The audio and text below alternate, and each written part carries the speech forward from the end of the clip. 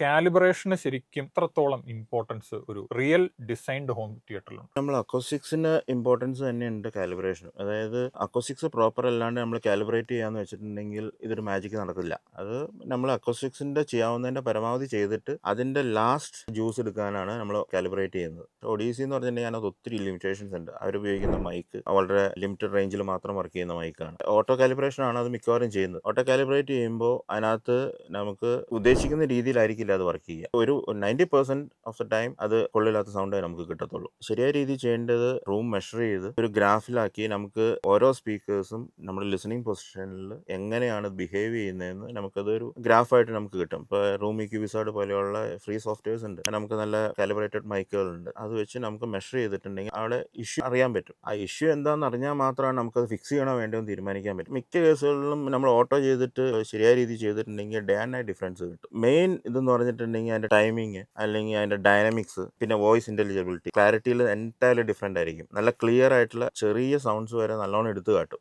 നല്ലോണം കാലിബ്രേറ്റ് ചെയ്തതാണ്. അതിന് ടൈം അലൈൻ ചെയ്ത് കറക്റ്റ് ആയിട്ട് ഒരേ ഫേസിൽ റൺ ചെയ്യുന്ന രീതിയിലാക്കും എല്ലാ സ്പീക്കേഴ്സും. അതും സബ് ആയിട്ടുള്ള ഇന്റഗ്രേഷൻ ഇല്ലെങ്കിൽ നമുക്ക് തലവേദന എടുക്കും. അതാണ് മിക്കവരും പറ്റുന്ന ഒരു ഇഷ്യൂ. എല്ലാവരും തിയേറ്റർ ചെയ്യും. അതൊരു 2 ആഴ്ച അല്ലെങ്കിൽ 1 മാസം ഉപയോഗിച്ച് കഴിഞ്ഞാൽ അതോടെ അങ്ങ് അടച്ചിടും. മെയിൻ കാര്യം ഈ തിയേറ്റർ ഉപയോഗിച്ച് അവർക്കത് മടുക്കും. ഒരു ഇയർ ഫറ്റീഗ് ഉണ്ടാവും. പക്ഷേ നമ്മൾ നല്ല രീതിയിൽ ചെയ്തേക്കുന്ന അക്കോസ്റ്റിക്സും ചെയ്തിട്ട് നല്ല രീതിയിൽ കാലിബ്രേറ്റ് ചെയ്തേക്കുന്ന സിസ്റ്റം ആൾക്കാർ വീണ്ടും വീണ്ടും ഇത് കാണും.